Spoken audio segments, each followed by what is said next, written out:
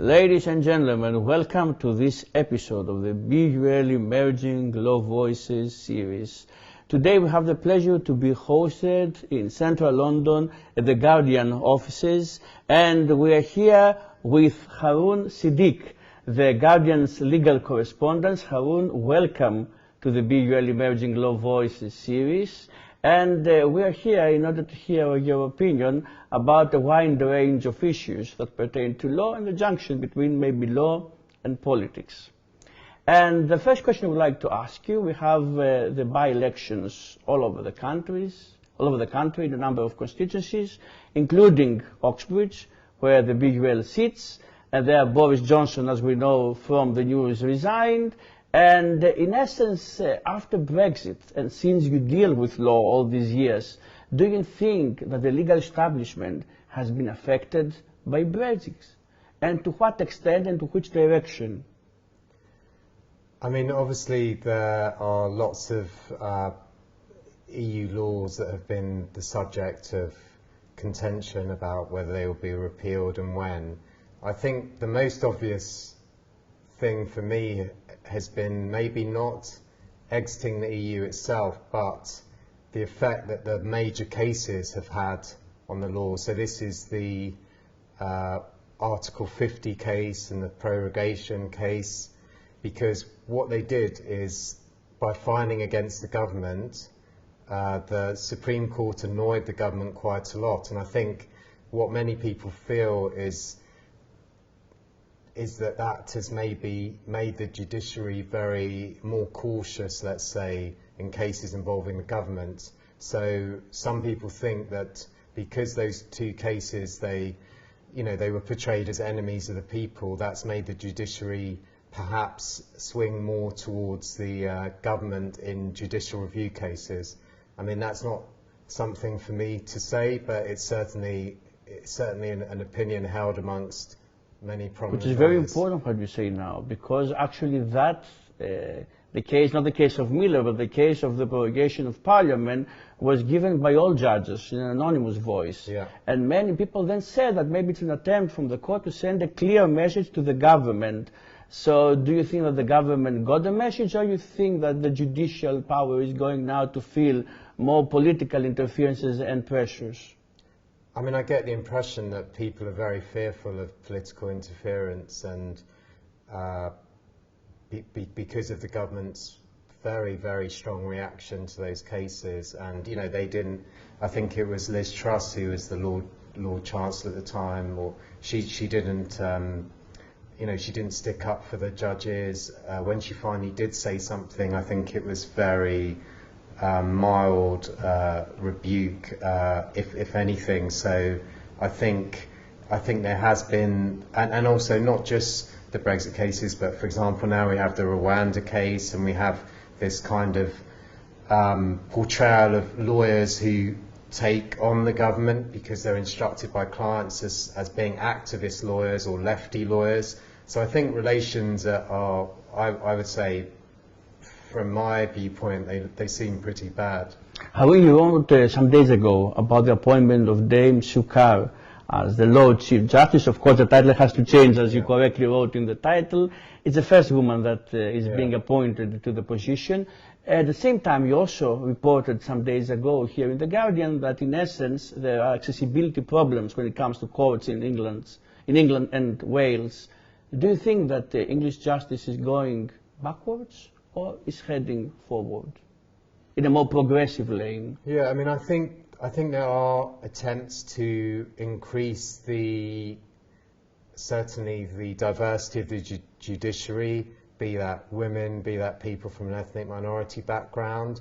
But I think it's difficult to break out of, I suppose, long-held ways in which judges are appointed, and it's still seen as very opaque. So I think there is a genuine will to change that.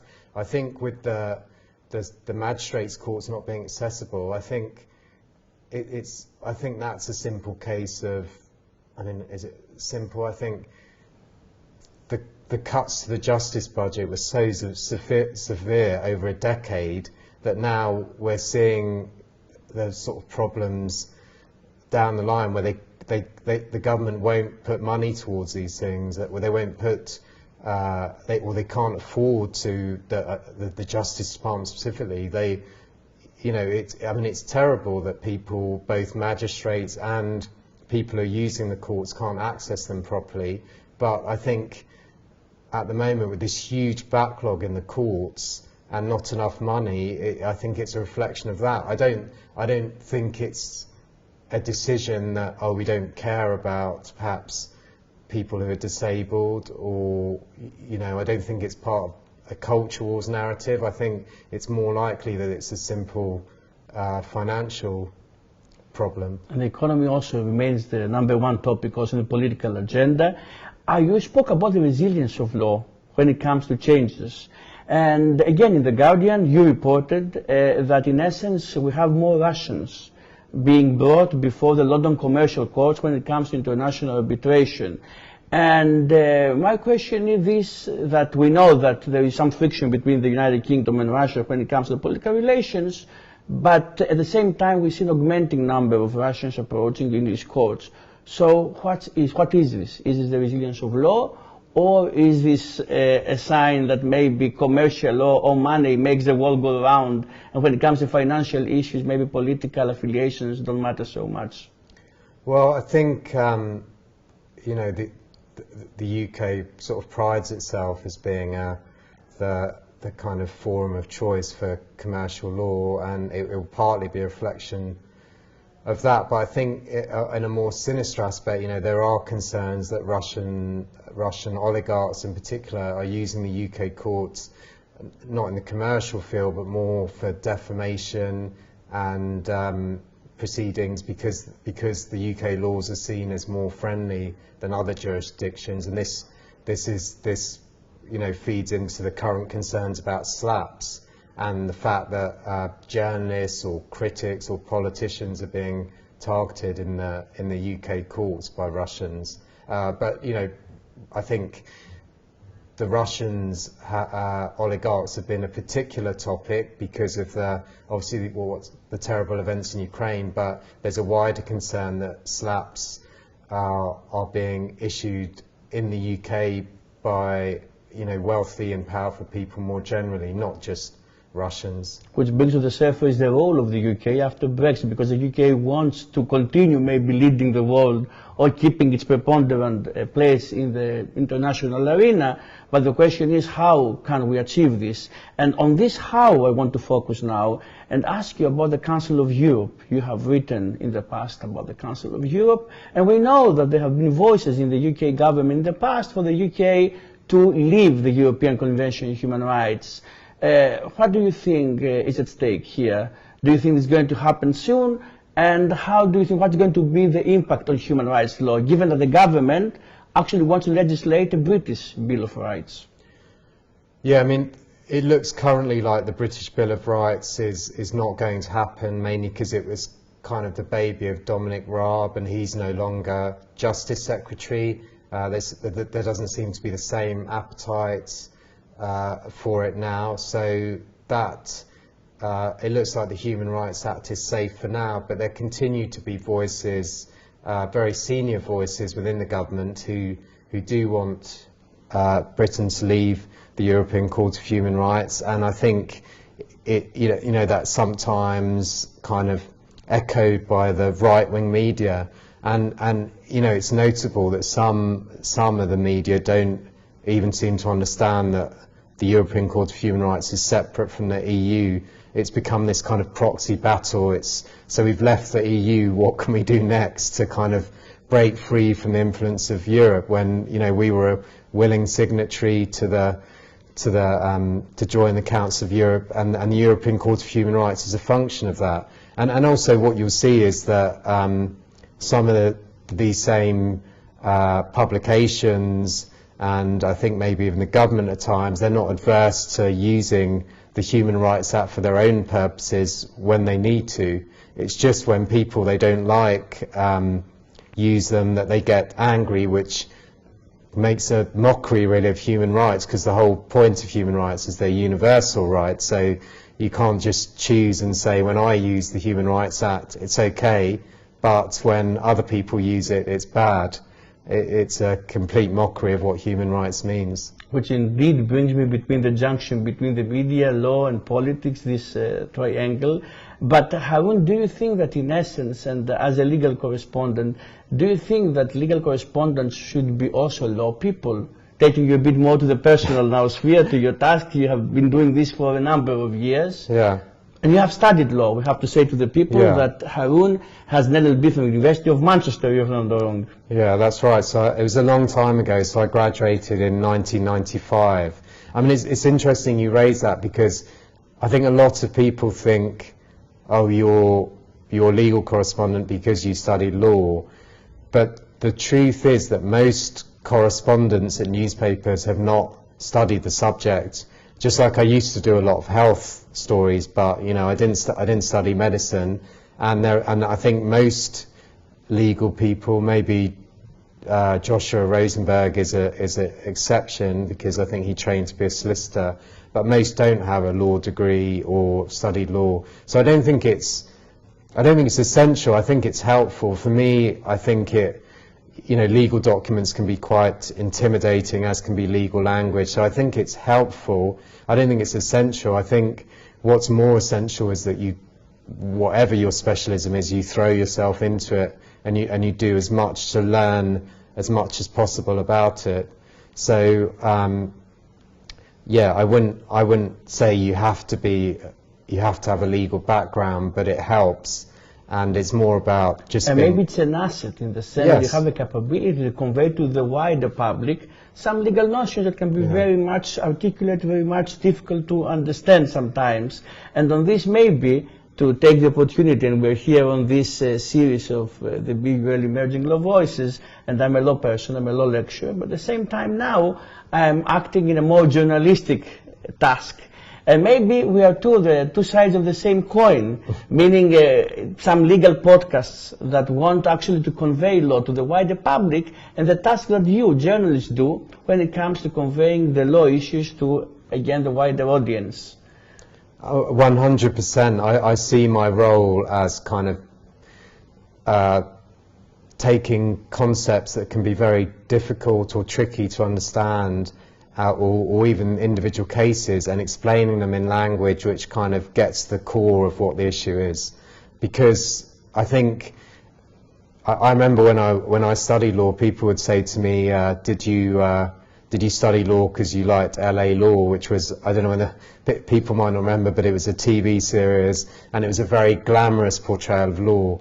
Whereas anyone who spent time in court will know it's very different from that, right? It's not sort of perhaps as, clear cut as, you did the crime, pointing at the witness. You imagine Matlock from American TV and exactly. 90s maybe. Yeah, and in fact a lot of it, and especially because I tend to do civil law, which is, and our crime correspondent does criminal law.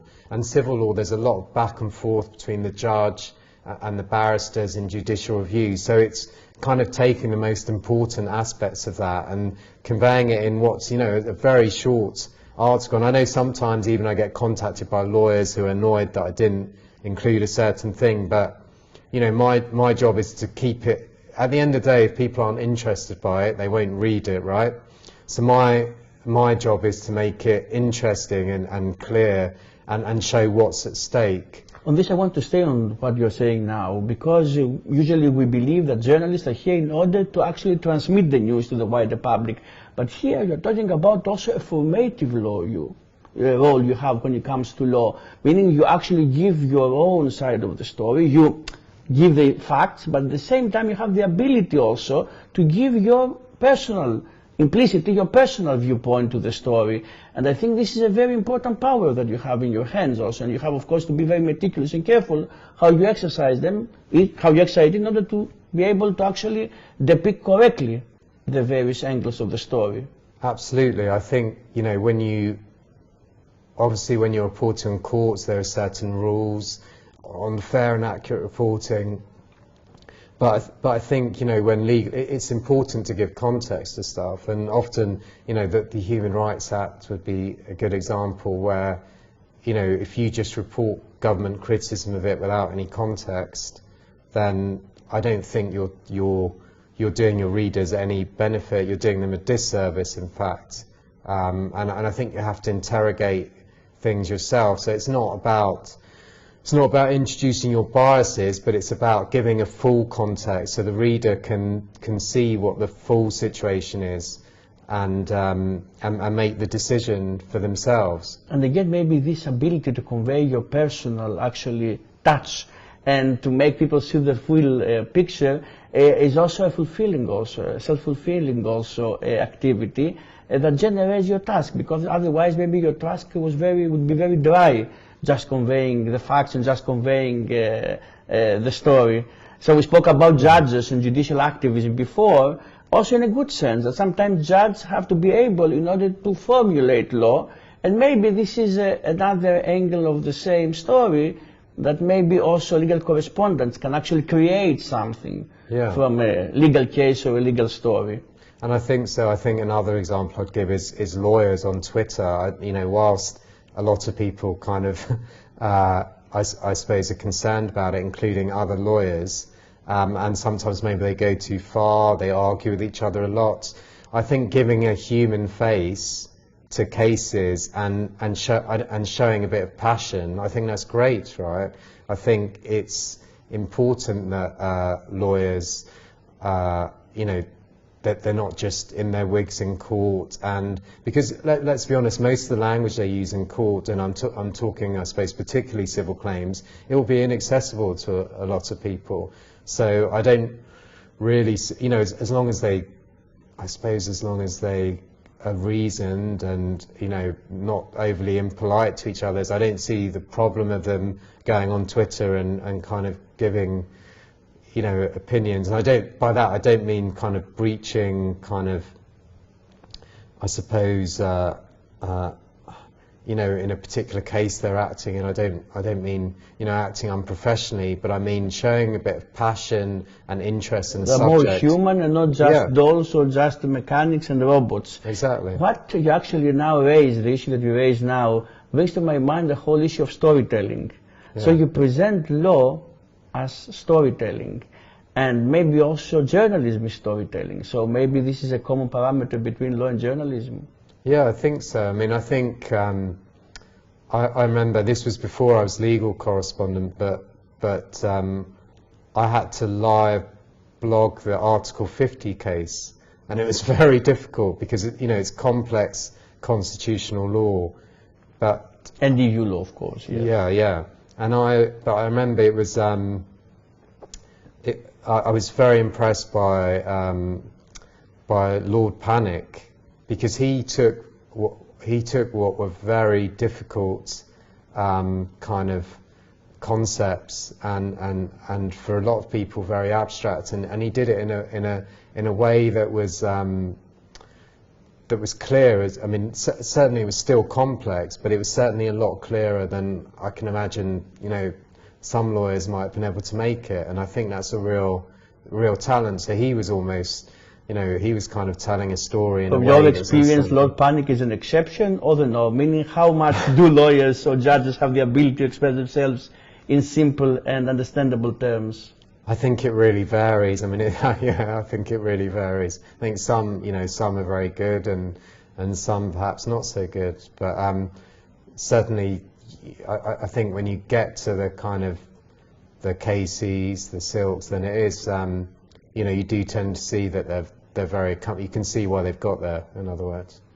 Haroon, we are here, you said before that you basically deal with civil cases, civil law cases or criminal law cases, and we know that generally legal correspondents actually write about these cases that reach domestic courts. But as an international law person, I'm going to ask you, are there any chances that actually legal correspondents will actually shed their light also on international law issues? Meaning the use of force doctrine, not just the impact of human rights in a particular case or a particular, because many times foreign affairs correspondents take lead on these matters. Yeah, I think to some extent the answer is very boring, in that my boss, for example, is the head of national news.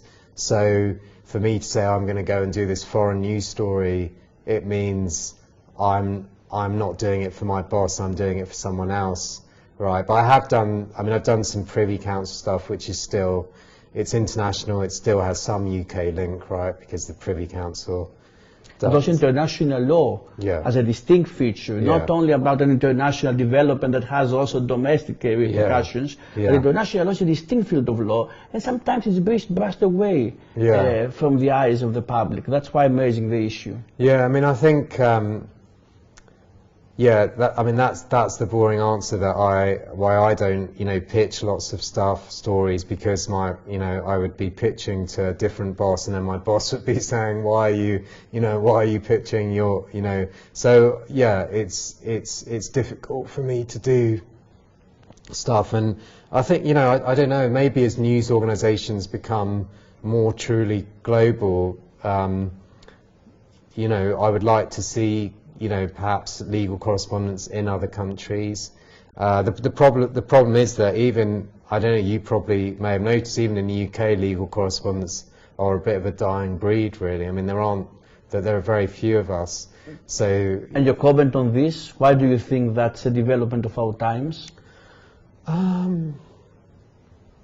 Because it's an interesting and correct thing what you say now. Yeah, it's a difficult one. I don't really know. I think it's a wider, maybe it's a wider consequence of journalism organisations kind of cutting back staff, and it's seen as one of the maybe easier ones to cut because it's not. For example, I would say if you look at the interest in maybe justice compared to health, for example, I'd say there's a lot more interest in the UK media in health, so you wouldn't cut the health correspondent, and similar crime. So I think it's weird because it kind of reflects, I suppose, why the government was able to cut the justice budget so severely without it having a massive effect. And I think it reflects on the autonomous character of law. Not just in junction with something else as an annex, but law as a distinct feature that must be in the epicenter of the interest of the journalist and the wider public. Haroon, thank you very much for this interview. With this, we close this interview. Ladies and gentlemen, it was Haroon Siddique with us today in this episode of the BUL Emerging Law Voices series. Thank you very much for watching and listening to us, and we look forward to seeing you in the next episode of the series.